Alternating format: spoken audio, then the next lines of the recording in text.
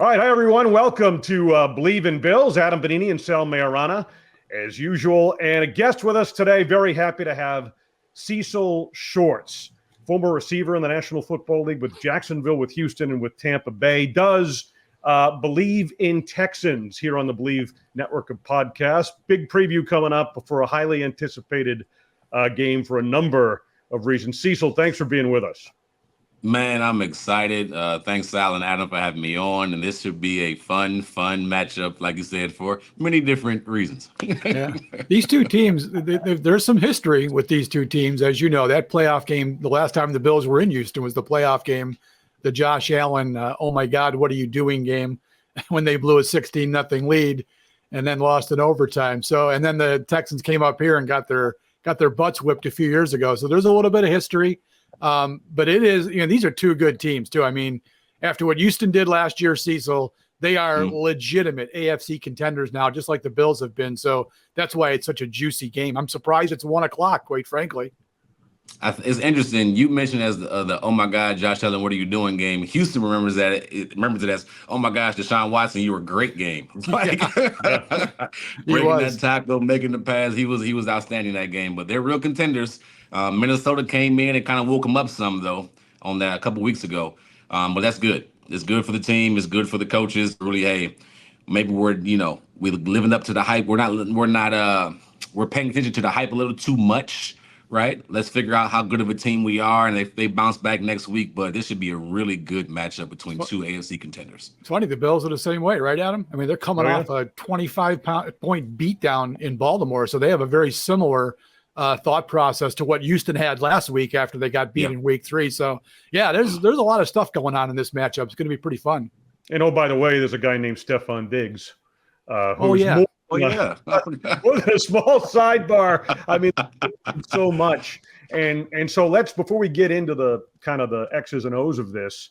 Hey, wait a minute, Adam. You mean we're not calling this the Tim Settle, Case Keenum, Jerry Hughes game? The Stefon Diggs Bowl? Is that what we're going with here? I mean, when the schedule came out, everyone had circled this on the calendar, and his departure from Buffalo, his arrival in Houston, the impact he's had there so far. What has been the Stefon Diggs experience from a Houston perspective, and what has he added to that group? You know what is interesting? Because you hear different things from media from Buffalo, right? From you guys, it was different things being said, different things going on. In Houston, it's been nothing but an outstanding experience. Since day one, he's communicated with C.J. Stroud at a high level. They went off campus, off the grid, and gets trained together, get on the same page. He is a captain in his first year here with the Texans. The receivers, when I mean they adore him, they love him. They follow everything he does. Tank Dell, Nico Collins, all the guys up under him, especially the younger guys, they look at him and see how hard he works at practice and how much he puts into his craft. In training camp, he was staying afterwards and working with Tank Dell, working with Nico Collins, working with John Mechie on releases often. It's just amazing the work he puts in. It's not only the offensive guys are being influenced, but the defensive guys as well. You're going against a young guy, second-round pick in Kamari Lassiter from the University of Georgia. He would stay after with him, and they would work releases and talk, hey, the reason why I released this way is because you had inside leverage, or talking to Derek Stingley or different DBs to really help the team become cohesive, but also get better as individuals, right? And then in the games, man, he's been outstanding. He's been good. Nico Collins, let's be clear, Nico Collins is the number one guy. There's no question about that. Nico is becoming into a superstar. I believe he's still leading the league in receiving yards as of going into week 5, I believe it is. Yeah, by a lot. By a lot. And he is somebody that's coming to his own. But Stefon Diggs is still making plays. He's becoming more of the possession guy, whereas Nico Collins is coming more of the big play guy down the field, right? And he's fitting that role well. You know what I mean? I don't know how it was in Buffalo, but he has been nothing but a team-first guy. He's been nothing but a guy that wants to win, encourages his guys. He has handshakes with every single person on the team. I don't know how he remembers all these dang on handshakes and first down stuff and all that fun stuff. But he's been really good as a teammate, really good as a leader so far, and I'm hoping it stays that way. Now, Cecil, everything you just said, rewind to 2020, That's exactly how it was when he came to Buffalo. He walked into the building and immediately became, one of those beacons that a lot of the other players just kind of flocked right to, especially the guys in the receiver room.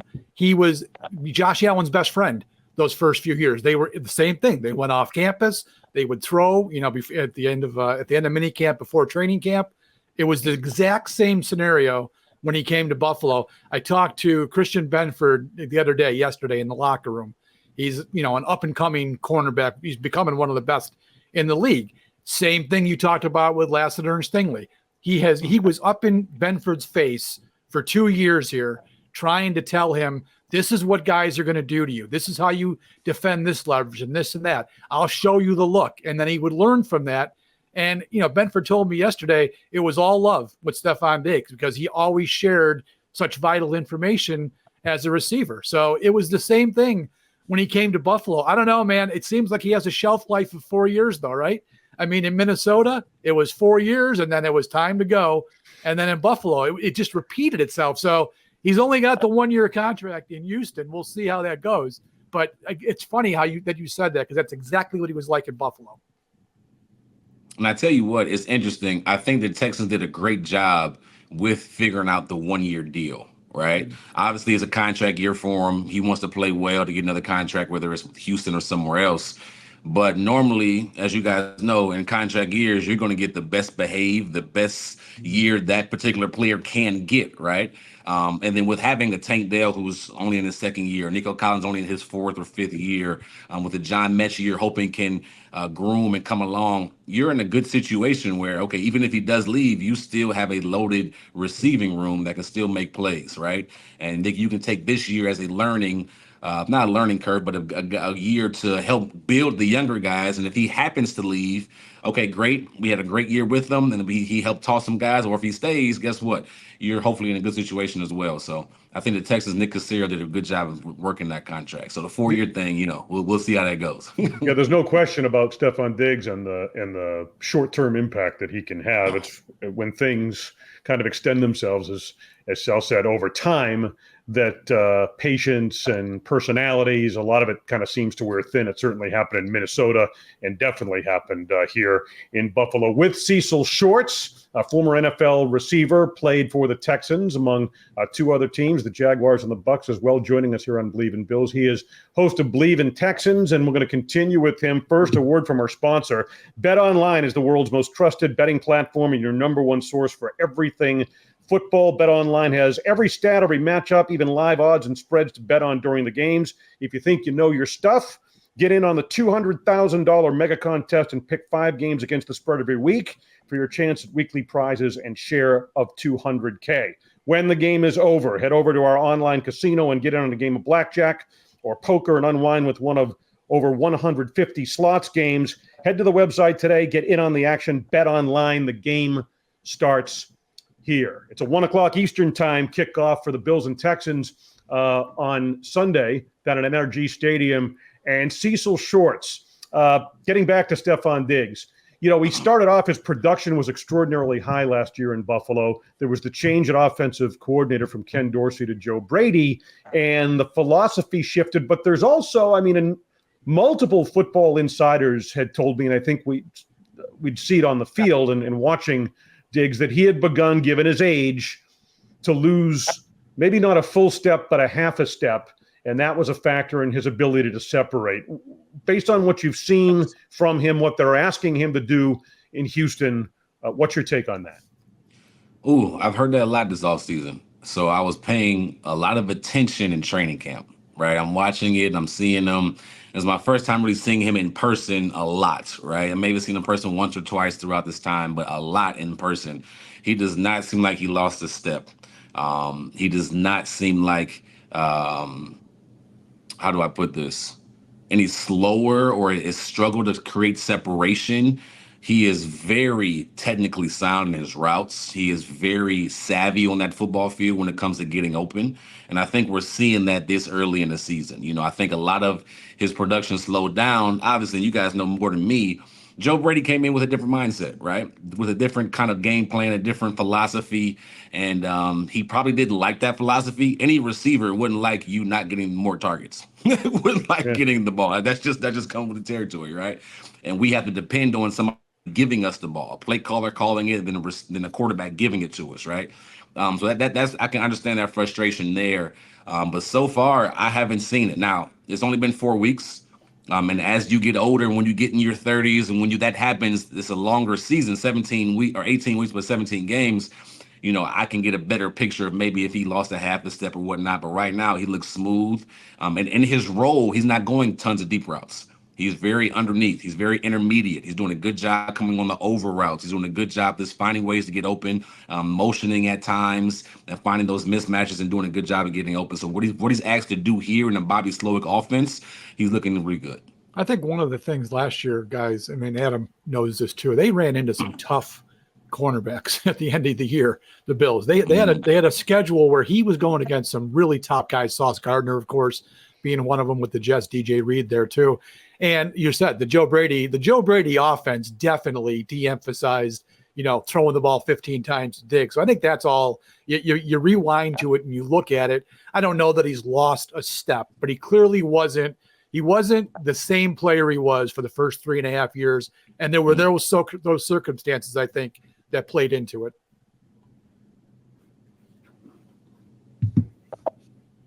Adam? Okay, I'll jump in here. Sure.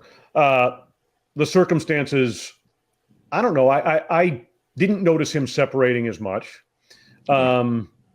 Obviously, what Cecil had mentioned, Joe Brady, the emphasis was on running the ball more. And we've seen that extend into this season, obviously, too. But it's the off-the-field stuff. It goes back to the playoff loss against Cincinnati, and then him storming out of the locker room before McDermott had addressed the team. Again, a good start to last season after, of course, the minicamp fiasco where he was excused for the first day. He hadn't taken part in any of the voluntary stuff through the offseason. And then, addressed issues at the beginning of training camp and tried to tamp it down. But it was after the Denver game, I think, Sal, that his brother with the cryptic tweets and a lot of the social media stuff. I mean, it just wouldn't go away, and relationships started to wear thin. And then, some key drops, especially in the Kansas City playoff game. He had some issues. And then with the season on the line. I saw that game. Perfectly thrown ball by Josh Allen. Yeah. And he drops it. And I think if you're going to exhibit that type of personality and attitude, and then the production tapers, and when you do have your opportunities, you come up short. I mean, I think it had just kind of worn out. It had followed a similar pattern to what had happened in Minnesota. And those are the circumstances that Sal was referring to. I mean, that's the full background heading into this matchup on Sunday. I think, and this is for any franchise, right? When you're, and I say antics, right? But when your antics off the field overweigh your play on the field or your production on the field, that particular franchise will let you go. Yep. That particular franchise was like, okay, you know what? This is outweighing your production. Let's just move on and find somebody else, right? And I think that's what Buffalo decided to do. Hey, the minicamp fiasco, like you mentioned, the stuff going on in the locker room, and then your production in the second half of the year when Joe Brady took over, you didn't seem like you didn't agree with it. And then playoff time, we did give you opportunities. You didn't make the most of it. You know what? Let's move on. This is a big number we have on you. We're expecting you to live up to this expectation, this standard, and you're not doing it. You don't seem happy. Let's move on. Great. Another, somebody's trash, another man's treasure. And I think Houston came on like, hey, we have a good culture here. We have something that we think guys can get here and buy into, right? And I think Stefon, as you know, early on, is doing a really good job being a leader, stepping into that role, and really helping C.J. Stroud and this offense try to make a long run this year in the playoffs. All right, so let's look ahead now to Sunday that we've done the background on Diggs, and obviously there's so much more than the Stefon Diggs angle to this game. I mean, you look at the injury list for Buffalo. Out of the game. Safety Taylor Rapp with a concussion. Khalil Shakir, who's been their most reliable receiver, out with an ankle that he injured against Baltimore last week. Defensive tackle Ed Oliver out of the game with a hamstring. Linebacker Terrell Bernard, who's been out with a pectoral, questionable, along with Taron Johnson, one of their best defensive backs, who injured his forearm in the opener. That is a long and distinguished list of injuries, and I think I'll open it up to either one of you. I mean, that stands to have a significant impact on the outcome Sunday, in my opinion. Well, I'll just handle the Shakir thing. You know, this has been the storyline, Cecil, here in Buffalo all year long, is that there just has not been a downfield passing game. Everything has been, and it's been fine. Josh Allen needed to maybe come around to that style of play, take the checkdowns, get James Cook involved. They've tried to get Kincaid involved, but you know, there's a point in every game, as you know, where you got to push the ball downfield a little bit. And the Baltimore game was the perfect example. They got behind early in that game, and I never got the feeling that the Bills were going to be able to rally because they got nobody getting downfield who can get separation and get open. And really, Khalil Shakir has been the only guy so far all year that has been able to do that for the Bills. Now they don't have him. That's a big, big loss for Buffalo. And then on the defensive side, you can handle both of these, but on the defensive side, Ed Oliver, I mean, he hasn't had the greatest start. He's a terrific player. It hasn't been a great start for him, but you take him out of the middle of that defensive line, that to me is something Houston's going to look at and say, yeah, we're going to go right there. They got a guy from the Falcons practice squad who's going to be active, never played in the NFL before. He's active for this game, and they got a rookie, Dwayne Carter. So that's going to be an area for Houston to look at for sure.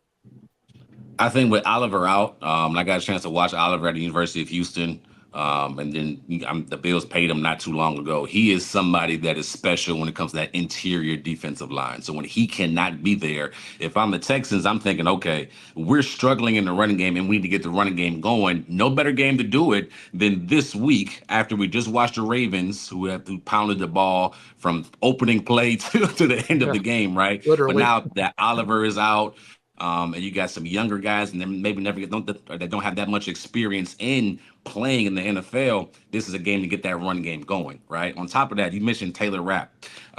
This week, the Texans are bringing back Tank Dell, who was out last week with the rib injury. So now you have a motivated Stefon Diggs because he's playing against his former team.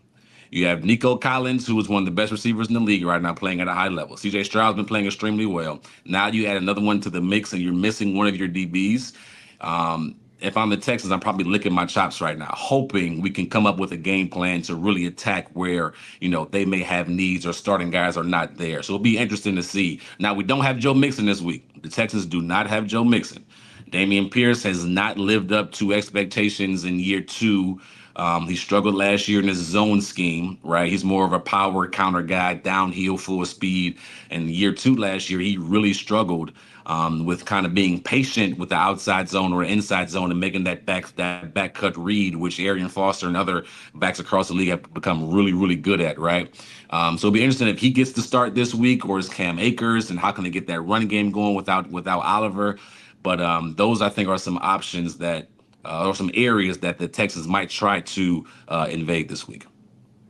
All right, looking at, obviously Josh Allen's come a long way since 2019 in that wild card game down in Houston, where he kind of self-destructed in the second half and showed his inexperience. The receiving core, as Sal mentioned, the dynamic is different this year. That everyone eats is kind of the mantra. James Cook has been very effective for them out of the backfield in terms of the run game. But when you look at the Buffalo offense, number 17 is obviously at the center of it. What is the challenge that he presents, and how does Houston match up defensively in this game, in your opinion? Well, let me start. I looked up some stats. Let me start with this. Josh Allen is 9-1 when he plays a team that's ranked in top 5 in passing, right? Well, the Texans are top 4 in passing, the passing defense, and he's been 9-1. That's gonna be a hard thing for the Texans, right? And he's also 22-8 after a loss. So Josh Allen is very good, basically, when it comes to playing against good pass defenses, and then after a loss. He comes back and plays well. What he brings to the table, especially this year, he's not turning the ball over as far as passing interceptions. He's fumbled a couple times, but he's not turned the ball over many when it comes to interceptions, which is a good job by him. If I'm the Texans, I want to collapse him and keep him in the pocket. That's what I want to do. If he gets outside the pocket and he can run, it's something about him. When he gets running, his confidence goes from like 100 to a 220. He just feels like he can be unstoppable. And if you let him run, if you let him scramble and extend plays and find these guys down the field, the Texans are going to be in trouble. They're going to be in some big time trouble. Even with, go ahead. I was going to say, it's so funny the way he runs and the way Lamar Jackson runs, right? Both great scramblers, but with Lamar, you fear that he's going to break an 80-yarder when he gets out there. Yes. Josh Allen, you fear that when he leaves the pocket, he's getting the first down. He's not going to go 80 yards, but he's getting that first down come hell or high water, and that's what makes him so. He must be such a pain in the ass for defenses because you've got them in 3rd and 10, and a play's breaking down, and boom, he gets the first down. You didn't play defense, Cecil, so you don't know, but that's got to be just backbreaking when that happens, right? Oh, it has to be. It's backbreaking when I'm sitting on the sideline. I'm just like, oh, like it's a huge advantage for him, and he brings some punishment at times too. I mean, he's a big boy. He's like Cam Newton running out there. He's a defensive end running and scrambling, and I think he's at his best when he's able to stand and make plays. Even in the Ravens game, he's scrambling to the right on the sideline and finds Shakir down the field. I don't know how he makes that throw, but he was amazing when he's able. His arm strength is incredible, right? Yeah. But he's so good when he's able to be a magician. But if you collapse on him in that pocket and make him beat you in the passing game, where, as you mentioned, with Khalil out, you're making those receivers, Curtis Samuel, Keon Coleman, Dalton Kincaid, those guys get open. Those guys have to create separation, right? James Cook, I thought they used him exceptionally well versus Jacksonville. First play of the game, get him out the backfield. Jacksonville let it be in man coverage. They finding ways to get him involved in the passing game. He's a huge threat. What do you have, like 3 or 4 touchdowns that game, James Cook? So your focus has to be on Josh Allen and, of course, James Cook. But Josh is just a handful to mess with, man. And I know he's not like killing the game when it comes to passing yards this year, but he's accurate.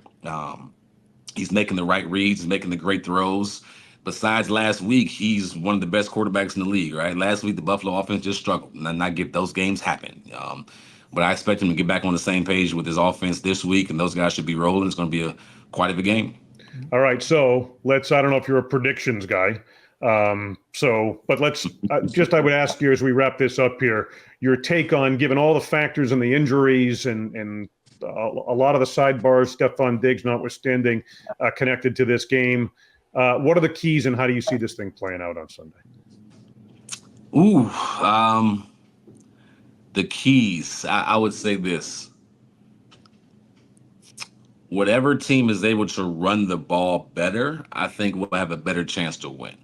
When you look at, you mentioned Ed Oliver out. When you look at the ability that Josh Allen and James Cook have in the running game, that's their forte. That's their best players are in their backfield right now. Right. So if you can get those guys involved in the running game and James in the passing game, find those mismatches, I think those have a better chance to win. I think it's going to be a close one. I think Diggs will have a big day. Anytime there's a revenge game, it's natural for the play caller to find ways to get the receiver, the running back, whoever, right, the ball. So I don't expect Diggs to be a letdown. I think he'll have a fun day. He'll be dancing. He'll be having a good time going against his old team. Maybe a cryptic tweet here or there during the game. I can just see him on the sidelines with his phone. I think it'll be a really close game. I think it'll be a fun game to watch. I think the Texans will win by a field goal, maybe like 23-20. But I think the injuries the Buffalo has may hurt them in the long run. But I think it'll be a really good game and a possible rematch that comes in the playoffs. You know what's going to be dangerous? I think the Cowboys are they playing Sunday night or Monday night? Sunday night. Okay, so his brother is going to be available to be tweeting during this game. So that's where it's going to get dangerous with the social media. I'm with Cecil. You know, I picked the Texans in my story this week. I think I had a 28-23. It's a matchup for the Bills that if they were healthy And I understand Mixon's out. That hurts the Texans. But if the Bills were healthier than they are, I might say, yeah, coming off a 25-point loss, they're going to get back on the horse. I just don't like the matchup now, given Buffalo's health. And it's funny, too. You're right. We were talking last week about Marv Levy's favorite saying back in the day. You run the ball and you stop the run. And here we are 30 years later, and it's still the same. It really does still end up being the same thing. And this year, Cecil, with the Bills, in the last few years, I would just say it doesn't matter because they're just going to outscore teams. Their offense has been so dynamic. This is not this season. That is not the case.